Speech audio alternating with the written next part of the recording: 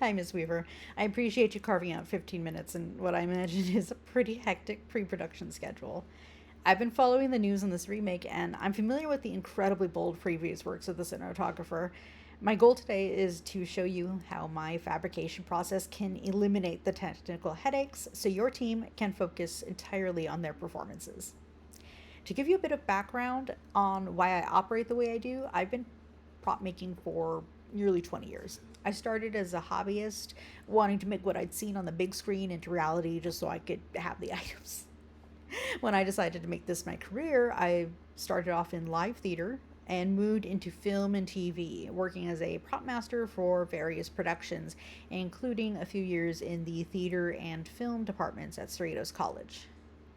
I've also been working as a seamstress at a pretty darn big theme park.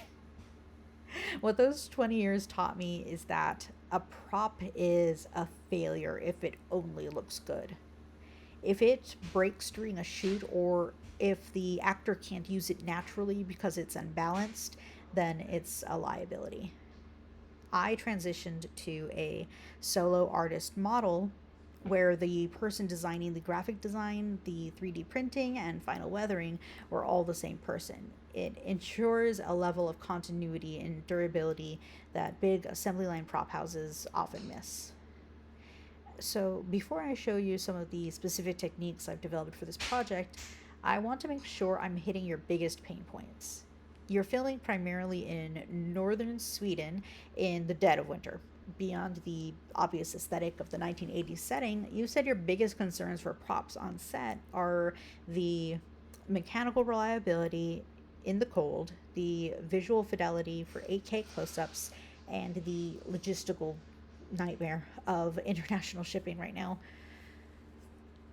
In particular, you mentioned being concerned with the actors fumbling with brittle plastics, and that if a prop feels fake or snaps in the negative 20-degree weather, then the scene would just be dead. So, let me show you what I've been working on. At first glance, this looks like a standard vintage toy box, but it is a fully customized version. I used a high impact ABS filament that I've stress tested in a deep freeze. Unlike standard plastics that turn brittle, this remains strong. I've also replaced the internal clicky mechanisms with a silent tension adjustable version. So you can adjust to turn easily when the child actor is working on it and stiffen up so it won't twist despite rougher handling later. In addition, typical glossy stickers create highlights that can flare and ruin shots. Anything reflective can do that. If you notice, my glasses do that even when I turn my head just side to side. And it is very noticeable, especially in dark outdoor shoots. So I've custom printed my toy boxes with a matte finish that also perfectly matches the early 1980s color palette. My expertise allows me to bridge the gap between imagination and reality. Because I've mastered graphic design, costuming, wig making, and cinematography as well, I can ensure that this cute story matches the character's costume and that it's going to look the way it's supposed to on camera. I use advanced weathering and texturing, layering acrylics into oils to simulate decades of hand oil and dust in the crevices. Everything I make is tailored to your needs. If the actor has smaller hands, I scale the prop by about 5% to make it look right on camera. I also provide an estimate bill of materials for every build. This isn't just a price tag, it's a breakdown of the parts and assembly. If we decide to move from the plastic core to a weighted aluminum core for a specific impact shot, you see exactly where those costs go. My background in theater means I'm used to the last minute alteration. So if your director changes their mind on the color of the hero unit 3 days before delivery, I have the in house 3D printing and painting capability to pivot instantly. I understand you have concerns about my being a solo artist and with shipping logistics. Regarding the solo risk, I actually mitigate risk better than a larger shop. In a large shop, your prop might pass through 5 different hands. leading to communication breakdowns. With me, the hero stunt background props are built simultaneously using molds I create.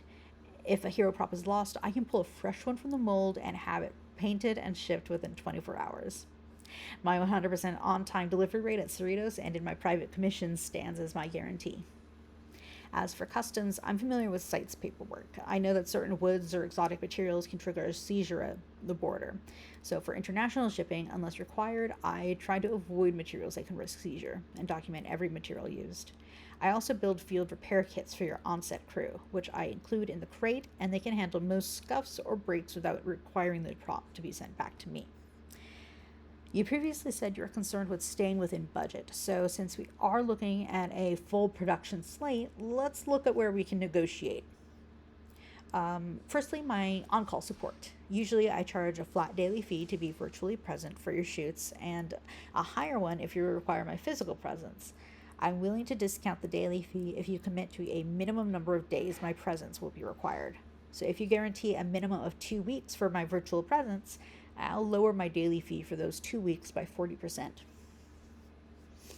Second, the logistics. Shipping internationally right now is complicated and pricey. If your production office handles the actual courier account and provides shipping labels paid for by the production, I'll waive my logistic management fees entirely. That will be a 100% discount on the labor of creating and documentation. Finally, we can look over the hero to stunt background ratio. If we find the bill of materials is creeping up, we can negotiate the number of high-spec hero units. By shifting one hero unit to a stunt rubber or foam duplicate, we can shave around 10 to 15% off the total package price without losing any visual quality for the background shots. Based on what we've discussed so far, I'm confident we can deliver the level of grounded realism this remake needs while keeping your technical risks at zero.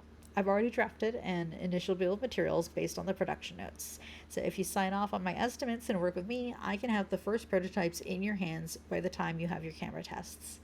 I'm really looking forward to bringing this world to life with you, Ms. Weaver. Thank you so much for your time.